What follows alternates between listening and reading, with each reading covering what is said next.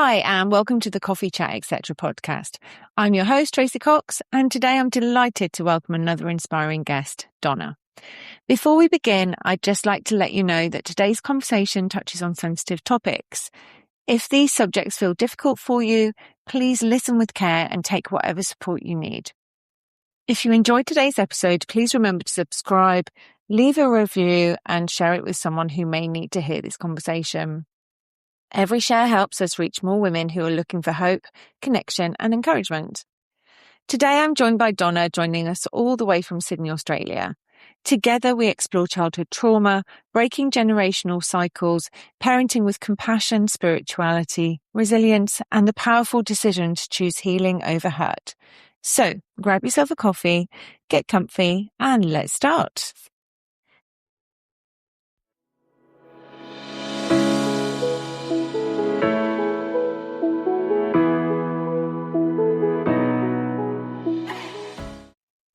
Hi, and welcome, Donna. Donna, you're all the way from Sydney in Australia today. So welcome to the show. Thank you. No problem. And how's the weather in Sydney at the moment? Well, today's You're heading into the winter. Yeah, well, it's not as cold as you get. Probably our coldest is down to maybe 18, but we've just had a lot of rain, but that's getting hard. So I'm glad to see the end of the rain, but today was quite nice. Good. I love the rain because it does feed the plants and it does make everything look greener, but it is about the hair, isn't it, sometimes? Oh, it was just too much, way too much. Like it was torrential rain, and we were afraid of flooding. I think up in Queensland, so we're not where I'm in New South Wales, but in Queensland they have got severe floods. So I'm glad we didn't have that much rain, thank goodness. Yeah.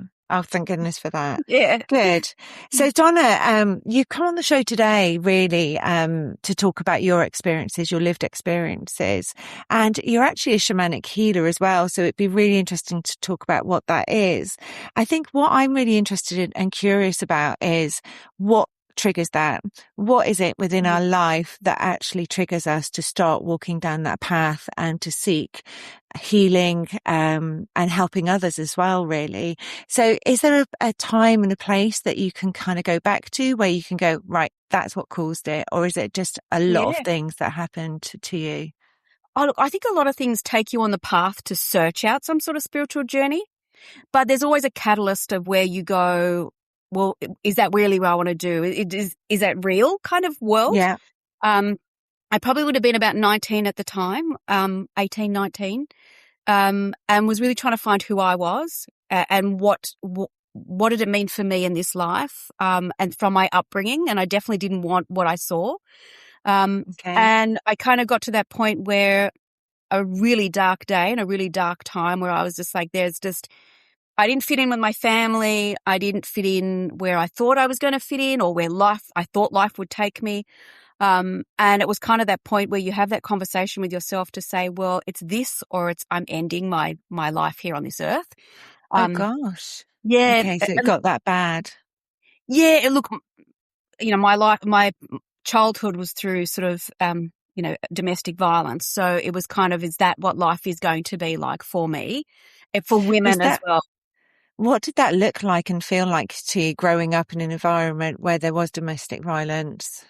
Yeah, I think I didn't realize it because it was all I knew. Right. But I was a lot different. I have a brother as well who's just a year older than myself.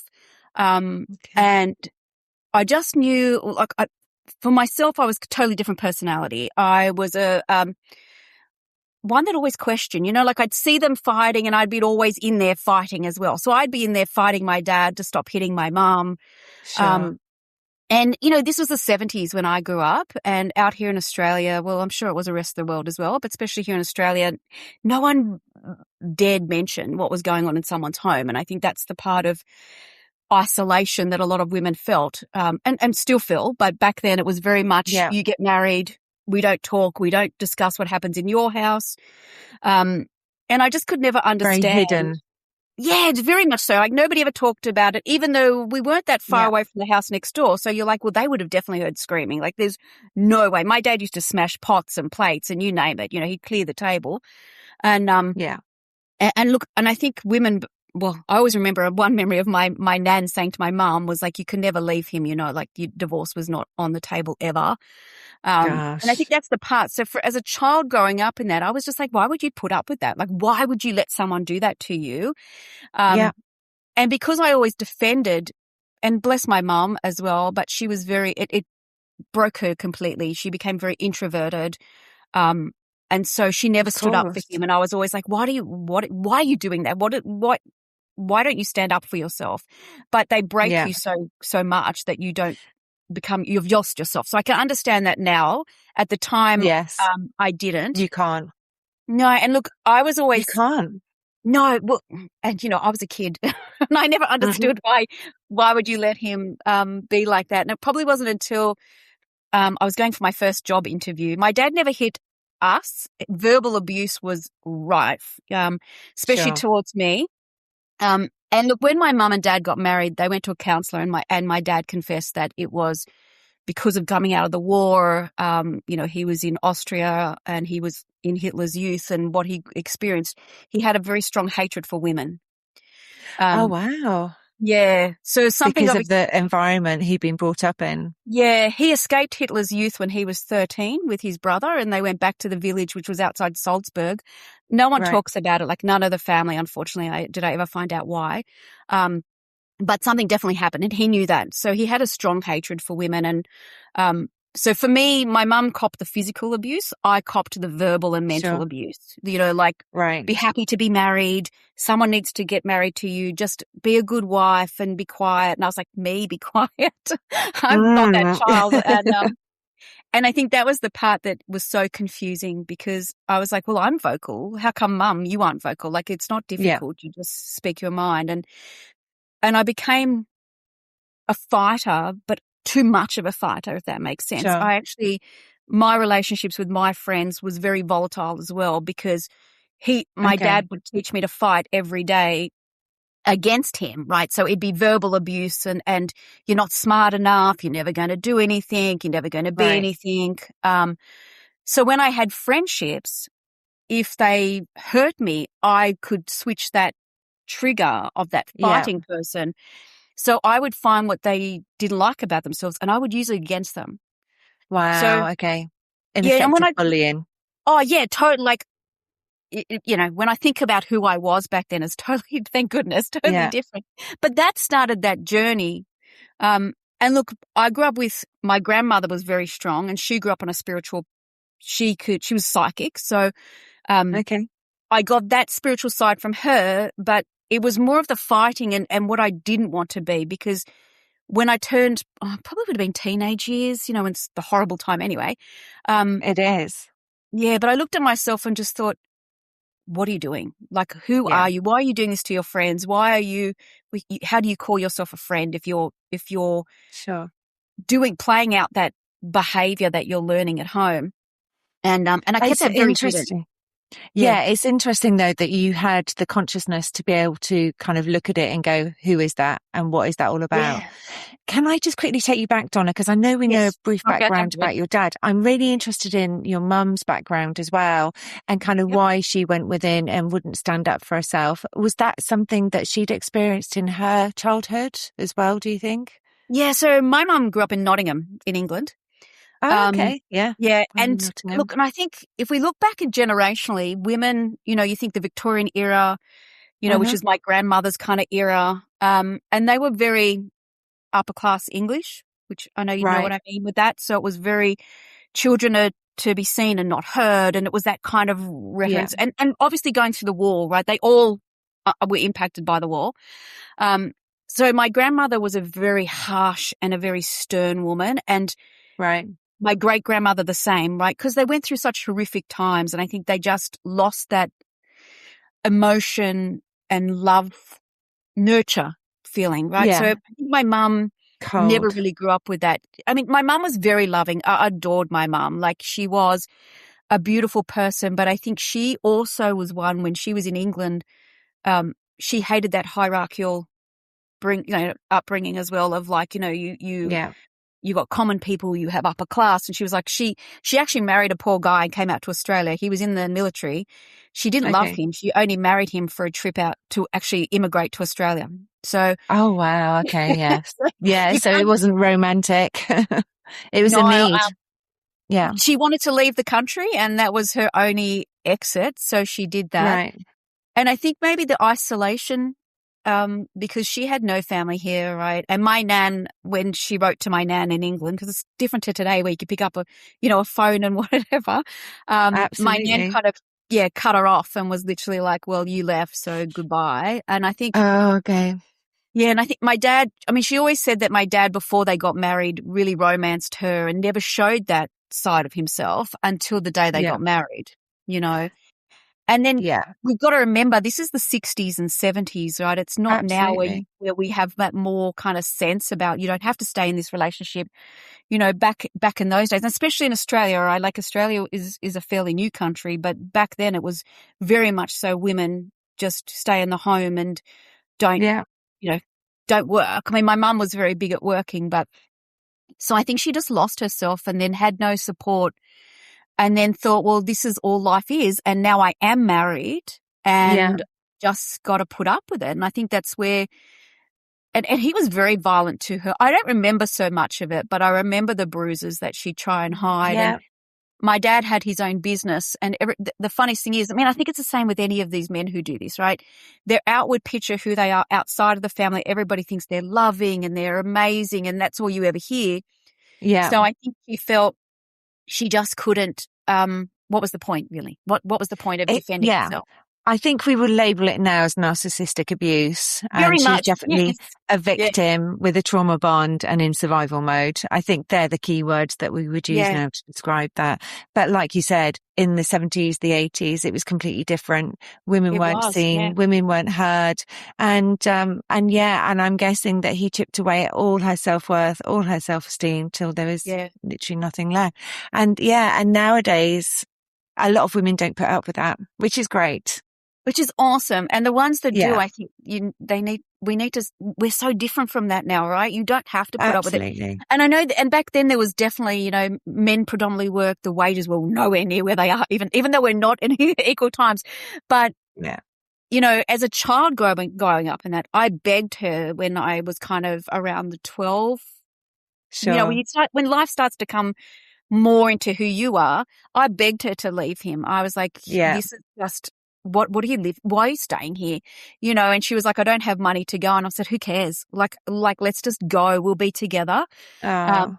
And it took her, years to get the courage to do so. She actually, put money down on a flat, but unfortunately, at the time that happened, my dad got stage 4 cancer.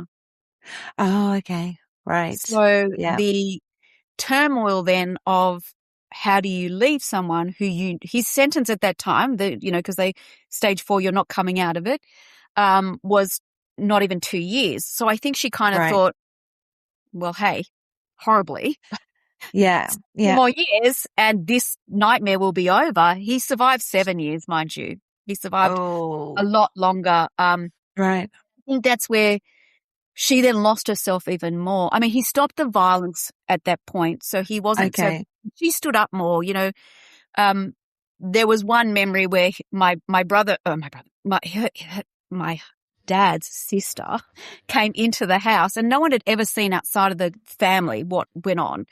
And my dad had picked up a big 4x2 bit of wood because we were getting renovations in the house to threaten to hit my mum with it. At the same time, his sister walked in behind and my mum, I think that was that breaking point for my mum because she's like, thank God someone's finally now seen you for who you are. Yeah. Yeah. And then that's all she said to him was, well, why don't you turn around and now people know who you are. And then after that, he didn't do that anymore. He, right. And look. Because he was called out. Yeah. And he was seeing somebody else. Yeah, well, this whole facade of who he was, it had fallen and broken. And I mean, your sister knows you, so obviously she would have known what he was like. But I just think it's those moments of trying to bring that to the surface. And then I think that's where she got empowerment, unfortunately. but that's where she felt more empowered to go, well, I'm going to change my life. So I saw that because, you know, my dad died when I was 19. So I saw her change and empower herself. So that made me then go, well, I can't keep being that person, you know, like, who is that now? I don't need to be that. I mean, even though the fighting for me and him never stopped until, unfortunately, pretty close to the day he died, but it was but I suppose when he died, that energy just left because there was no need to be defensive anymore.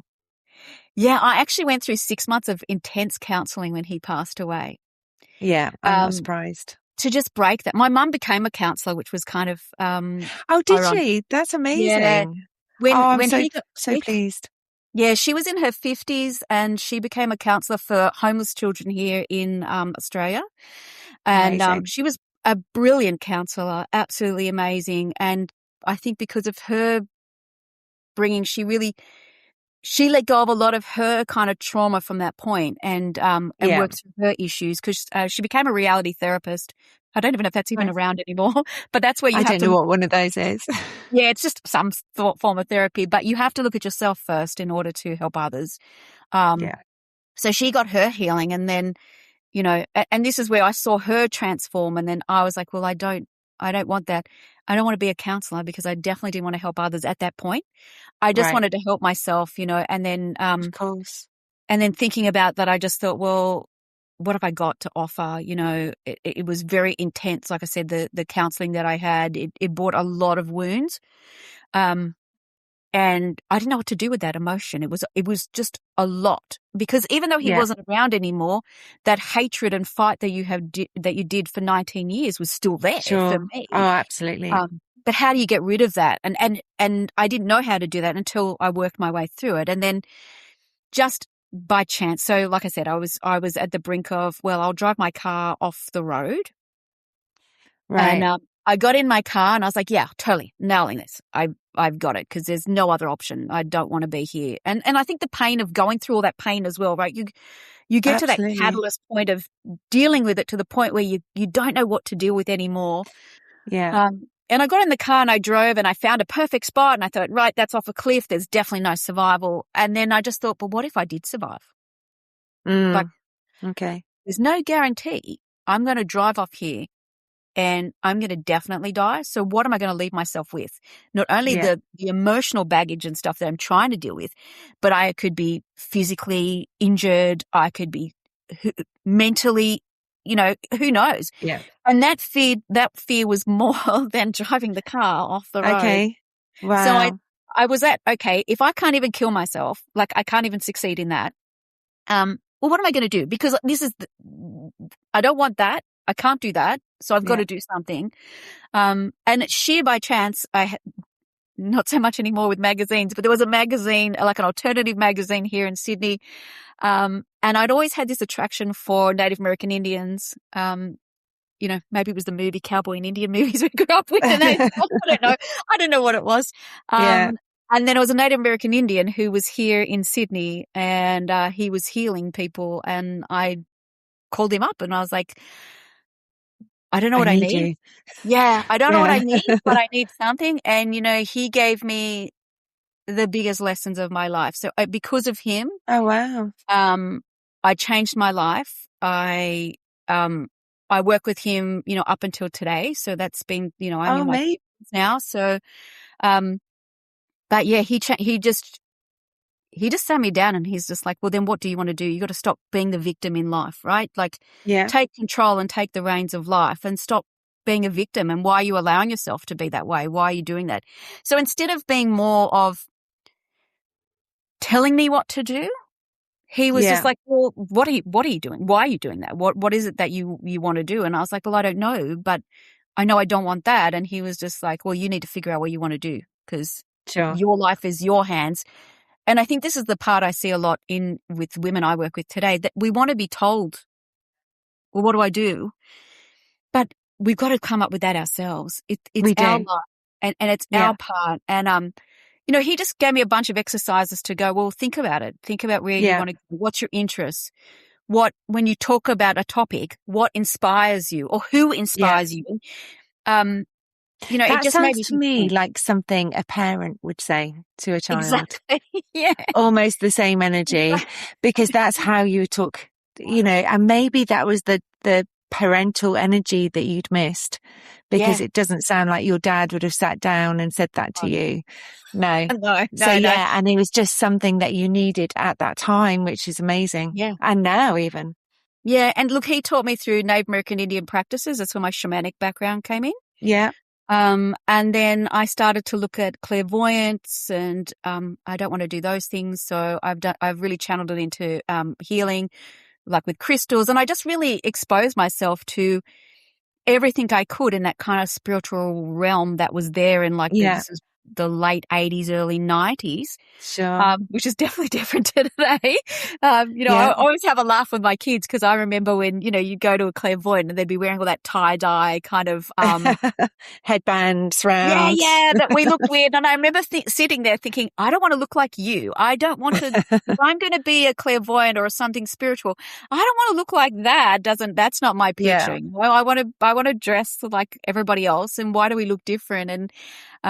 And I think that's where I've just evolved it continuously with all my practices and helping people. Yeah.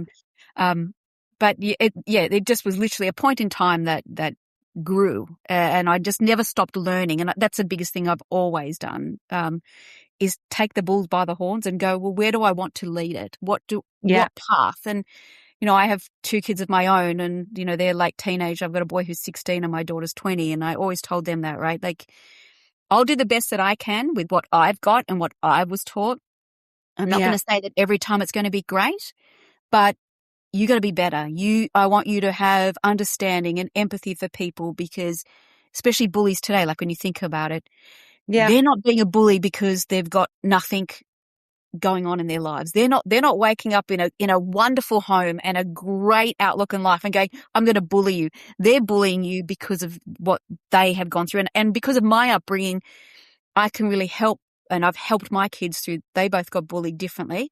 And I was like, you've got to understand that kid that you're seeing is not the kid. It's not what you think it is.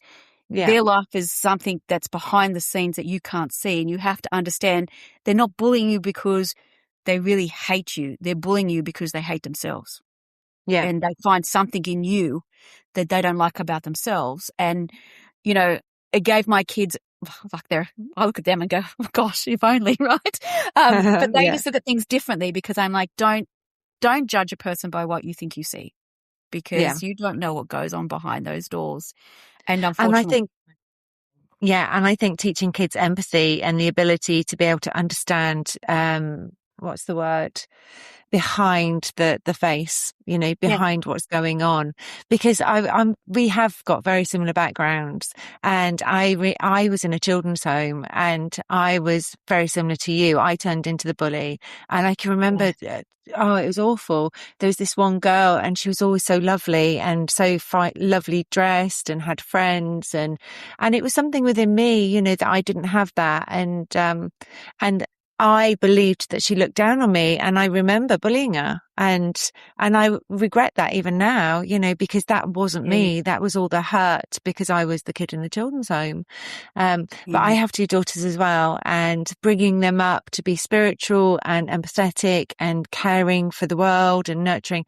That's what, that's your payback. That's what you do, because you don't want people to be in the same position as yourself. No, and I think we need to understand that with people, right? No one's come here from a sense of living a great life. I mean, there are some people, yay. But if we're hurting people, or if you're hurting, we hide it. Like, I mean, look at Robert Williams for the biggest example, the most happiest person ever in the world, who was struggling and ended up taking his life. We put a great picture on in front of each other. And that's the difficult part, I think, that we need to realize. And especially for our children nowadays with social media and ourselves in social media, we see the glamour that's taken, hours and hours of videoing or God knows what to get to that point. But you don't see behind the scenes of the reality, of what happened. And it was funny because I was saying to my kids the other day, like, there's a lot of the things about the young men nowadays. I don't know what it is. something to do with their beauty, or they want to be good looking, and they hit their faces and stuff. Oh, That's just really? so, I don't even know what it's Oh, called. I'm sure gosh. it's got a name, but I just thought Right. you must hate yourself that much that you think that's okay. And I watched, some things on it, and it's all about, really, these kids are selling you drugs, really. That's what they're doing, because they Right. want Yeah. you to buy something, and that's why they want you to look like that. But when Yeah. our young boys, like I said, my son is 16 and at that influential age, and I'm just like, but you're Yeah. you, and you need to be proud of who you are and find who you are. It's difficult. And the Absolutely. expectation of to have we asked him, like, he's year 11, you're about to go and finish school. And we're like, well, what do you want to do? Who knows what you want to do? And you know what? You don't need to know what you want to do. No. But let's stop hiding behind these false pictures, and we need to start parenting. I call it parenting by proxy, right? I find Okay. because we think that, well, you think even what you and I went through, right? Like our upbringing, we don't want it, but I find a lot of people, my generation, a little bit younger as well, go, well, I don't want to have that hard hand that my parents raised me in, but now Yes. I won't parent. Like, Yeah. parents tough, right? It's a tough gig. Boundaries. Yeah, Yeah. the kids need boundaries, and we've lost that art of understanding that you don't have to hit your kids, you don't have to be mean to your kids, but you have to give them boundaries, and there has to be consequences for your actions, Yeah. because no matter where you go in life, as you get older, if you don't learn it as a child, when you get older, you learn there's bigger consequences, and some can be jail, right? Like, I think that's the Absolutely. part. And I know from parents, it's hard. It's hard to be the baddie half the time. Look, I've got some friends who want to be their daughter's best friend, and I'm like, I don't want to be my daughter's best friend. I'm her No. mum. I'm Yeah. her mum. I'm privileged enough to be her mum, the person she always comes to if she needs me. But the day-to-day stuff that she wants to talk about, boyfriends or whatever, that's a best friend job. Like, you can Yeah. tell me Yeah. what you want to tell me, but I shouldn't be your be-all and end-all. Like, your best friend should be someone your age that you grow up with in life. But I'm your mom. I'm your mom. It's different. And I Yeah. think women, we want to be perfect, or we want our kids to be so great. But you know what? It takes work. It takes work with ourselves, and it takes work with them, like you would know. You've got to put Well, that magnifying glass on yourself. you do, Donna. And I think what happened with me was because of my trauma, I didn't get help straight away. And that impacted on me. The generational trauma was coming through, not as badly, because I'd done a lot of work on myself beforehand, reading books, etc. What I found was when my kids got older, they started holding the mirror up to me, and saying, this behavior isn't normal, mum. Yeah. What your reaction to what I'm saying to you, you breaking down because you're feeling abandoned. That's not about me. That's about you. And I had to get that help, but that helped me with the parenting. And I'm a great advocate for women getting help, even if it's later on in life, because sometimes our reactions aren't based on normal parenting. They're based on trauma. And I remember I really suffered from abandonment issues when my daughter was born, and I would not let anyone near her. And I thought that was normal parenting, and it wasn't. But it's interesting. But I think also you have to continually change and adapt to your children, and you have to go through different stages. And I think when my kids turned 13, I was like, oh my God, what's happened? Yeah. They're becoming adults already. And it's how do you cope with that? But educating yourself and educating them is the best way, I think, that I managed to cope with parenting.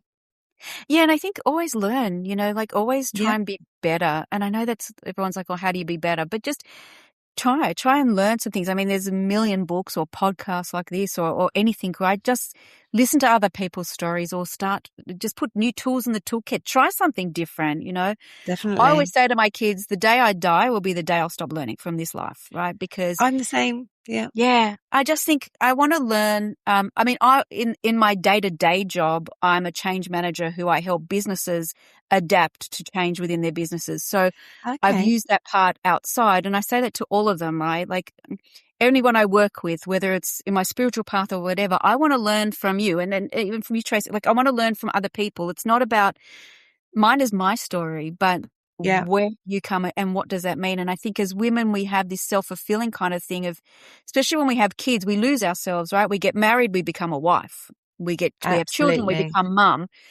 Yeah. And this part of it is society, because they push us to the back and like, oh, you know, like I know when I had my daughter, it was all about breastfeeding. I couldn't breastfeed. It just wasn't happening for me.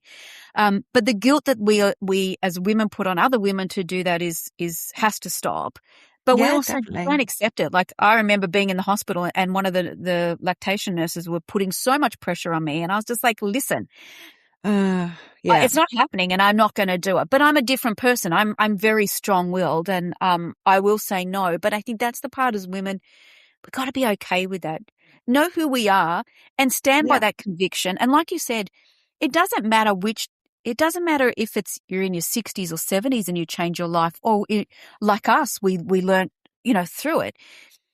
As long as you evolve somewhere, isn't that better than never, ever trying, And I say a lot of women that come with me with their trauma, and I'm like, I don't really want to know what you've gone through necessarily, but you need to know what to do with that. And you need to look at the parts of that trauma and that upbringing and what did it give you? Like we were saying before, I wouldn't be me without that upbringing. I would definitely have never followed this path. Yeah. I wouldn't be able to understand people. I wouldn't be able to understand the bullies of today. I would not even have gone down the spiritual path. I would have been, I don't even know how I would be. I couldn't even imagine how oblivious. Yeah. Oblivious. Living in the world. Yeah.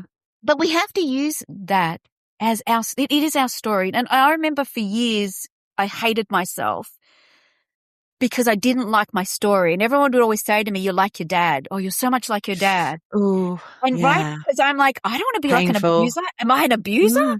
But no, what it was is I'm strong like my dad, like what my dad had to go through in his life. And it wasn't until I actually sat down and I went back into World War II. I read a lot about Hitler's youth and kids of the time and what happened in Austria and what happened in England and, what was going through in their culture and society, Victorian era, like all that generational. Yeah. I read up and learnt about it. So when I looked at my parents, I forgave them for why they were, for what I thought was bad. I forgave them but I wanted to understand it so that I could break that cycle. Like I don't want my children to ever be that fearful or fight the way I had to. But I've got to understand that neither did my parents want that either. And especially being spiritual, right? Like, my mum passed away when I was pregnant with my son. And that really was horrific time. I loved my mum for all the stuff. And to lose your mum at that point was hard. But being spiritual was even more crazy because I'm like, I hear things. I'm clairaudio, so I hear things, and I was like, I don't want to hear my mum. Okay. I do not want to hear my mum. So I shut that down for a very long time because I could not. My mum died suddenly. I didn't know she was as sick as she was because she never told me. Sorry about that. Yeah, so it just kind of was a shock. And I shut it down and I was like, well, I don't want to deal with that. Like my spiritual side got past. I was like, I cannot, if she comes and talks to me, I could not handle it. And being pregnant as well, I was worried what is those emotions that are in my body that are feeding my son before he's even born. And I'm not giving him that chance. Even though I realized like that was just really silly, but that was just what I thought at the time, right? You just think, exactly. I'm feeding him and I remember you were protecting yourself. And you do that any way that you possibly can. And if that's your belief to protect yourself, then that's what's working for you at that time. Yeah. But afterwards, I kind of looked at it afterwards and thought that was just silly. I should have allowed, because I really stopped grieving my mum as well. I shut it off.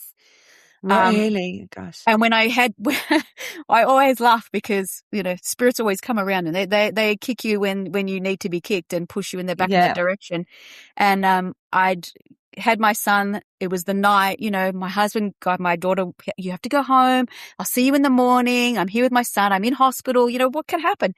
I'm wheeling my son because I couldn't breastfeed and I'm wheeling him into the room where you do all that.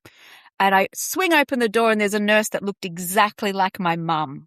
Oh gosh. Oh, and I remember wheeling him in and I just stopped still and she was like, oh, are you okay? And I'm like, I don't even know how to tell you because it's kind of a weird thing to say, hey, you look like my mum, but she's dead. And like, I can't deal with it. So I was like, no, I'm all good. And then the next morning I said to my husband, you have to go into the nursery and look at that nurse. Like, she was my mum. But when you really looked at her, she wasn't really, but there was characteristics of her that looked like my mum. And then that gave me some kind of a peace with her, because I was like, well, I know you are here. You're not here physically, but spiritually, that's you telling me that you're here. Because when I looked at the woman, I felt so sad for her, because I thought, oh my God, you must have wondered, who's this idiot coming in? Why am I looking like a ghost? Yeah. It's just stuff like that. And the spiritual sort of side of that always came back. And then that's when I took it back up again. Yeah. Because I would go places and there was an old lady in front of me that looked hairstyle like my mum, everything like my mum. Right. And it was continually put in my way. And I was like, okay. Yeah. Pick it back up. This is what your path is. And you just got to do it no matter what. And I was like, I don't know how to do it. But I just did. And I got back onto my journey and back. Good. And now stronger than ever in helping. I got more clarity of, well, what do I now want to really do with it? Because it was always work Donna and spiritual shamanic Donna. And she was two people. And then I was like, well, you're not two people, you're one. And that's where I brought it into one. And then I helped, like I said, I do that for a day-to-day job. I help people in workplaces, and then I help people outside of that. So it became Donna, not, that which face are you today? And then it taught me that part, and, they're always around. And I've taught my children that too. Like, I'm bless them. They've grown up in that. It sounds like a reintegration, Donna. It feels like you were maybe pulled apart a little bit for a while, obviously to allow for the grieving process and to have that time with your son as well when he was born. And then the reintegration took place after that, where you became aligned into the person that you are now. Which, it's exactly it. And that's what, what we were saying before, something happens in life where you look for something more. Yeah. And we've got to remember those stories. Like, if I had ignored that, and it would have just kept going, but probably repeated itself in a different story. And I think that it's the inner voice that you have. We don't listen to that enough. And especially Western society, right? We are taught totally never to, to talk to spirits or have that kind of thought pattern is definitely evil and never should happen. But we all have it. We all have a sixth sense. We all have deja vu sometimes. We all have the hidden things. You see people like, I admire people like John Edward and like other people who travel around and talk to the world about it. But they say the same. We all have it in us. It just depends on what you want. Like, when you turn a tap on, you don't all turn it on at the same time. Same full, less, right? We turn a tap on the way we want that speed. Same with spirituality, whether it's Christianity or whatever, right? It doesn't matter what you call spirituality. It's spirituality. You either live it fully with the hose full on, or you drip it nicely. It doesn't matter. And there's no right or wrong. It's your journey and what you want it to be and where you want it to go, and I think that's the part we have to remember. I don't have to be someone else. I just have to be me. And like we said, I shut it off completely, but the tap was starting to explode. Exactly. Well, obviously you've got a natural ability for it anyway, and it sounds like it does come from your grandmother. And I think I don't have that need or that kind of energy around me to connect to other spirits. And I know that a lot of people are scared of it. They have a fear of the unknown because it's a bit woo-woo and it's outside of, how our lives should look like. But I'm very spiritual, and I do connect with people that are psychic. And so I'm not scared of it. And also, like you, I've read so many different books and educated myself on different systems and therapy and energetic connections, etc. But still, even if you talk, I don't talk to a lot of people about it in my surrounding, because they just look at me with like blank eyes going, what? It's hard. But I think also I don't know, maybe because we've got very similar backgrounds, maybe there was something about that triggered this spirituality off, because we didn't have the support when we were young, because we did live in turmoil and have that turbulence. And it does make you look within, and it does make you look for other sources of support. So maybe we naturally tap into those sources that have been there for thousands and thousands of years and that are available to us naturally. Look, I think as well, the last 20 years, spiritualism has changed a lot, right? We talk about it a lot more than we ever did. When I first started this journey, no one would have known. You would not have known that I do this, right? You certainly wouldn't be seeing behind me feathers and drums and crystals. You just would not, there's no way I would have hidden it, because it's not accepted. I did have a feng shui waterfall in my living room at one point in my 20s. But it's the same thing. And I think we've become more open to it. But that's why I say spirituality doesn't have to be my spirituality. It can be the church. It can be something you believe in. As long as you don't let that belief control you. That's all I'll say with that part. I like that. It becomes a control, and I must because someone told me to. Yeah. No one should tell you what to do. I mean, I know there's things of being polite. I'm not meaning those parts, but no one should tell you what to do. We need to take ownership and believe what you need to believe in. I don't think that matters, because all religions all stem from love. All religions, if you take away what we kind of as society have made it, and converting people and all that sort of stuff but everything starts exactly the same. Love, understanding, respect. Yeah. Right? Fellowship, support. And you think about generationally, and this is where the world and the environment of where we go through in the world does impact how we operate.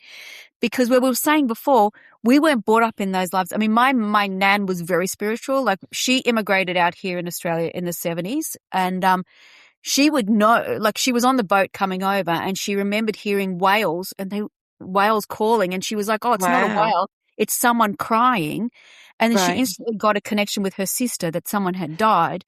She got a message to say that her sister's husband had died in a horrific accident.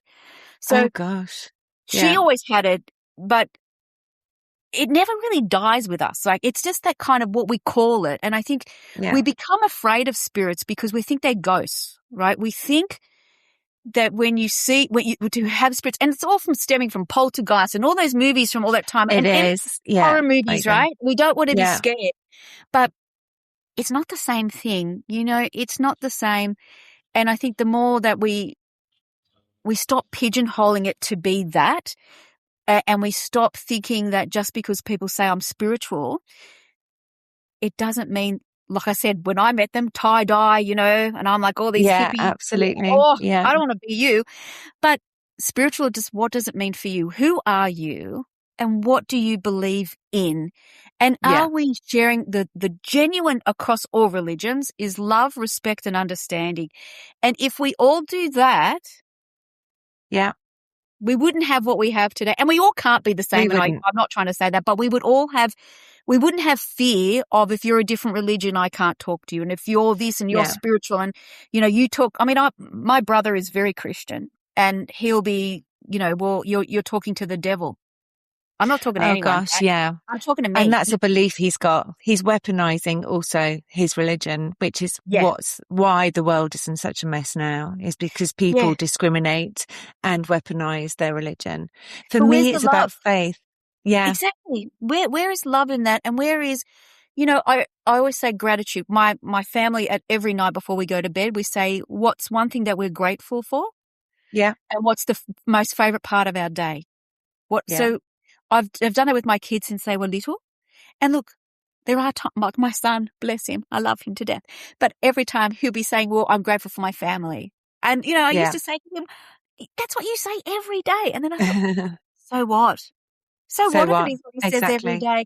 If that's what he says he's grateful for because either he can't think of anything else, so what?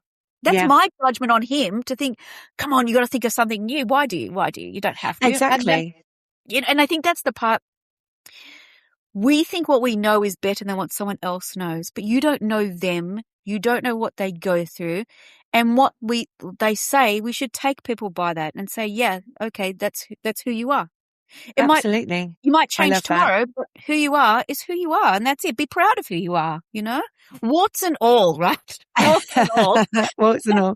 Well, Donna, I could actually talk to you all day. Honestly, this has been a great conversation.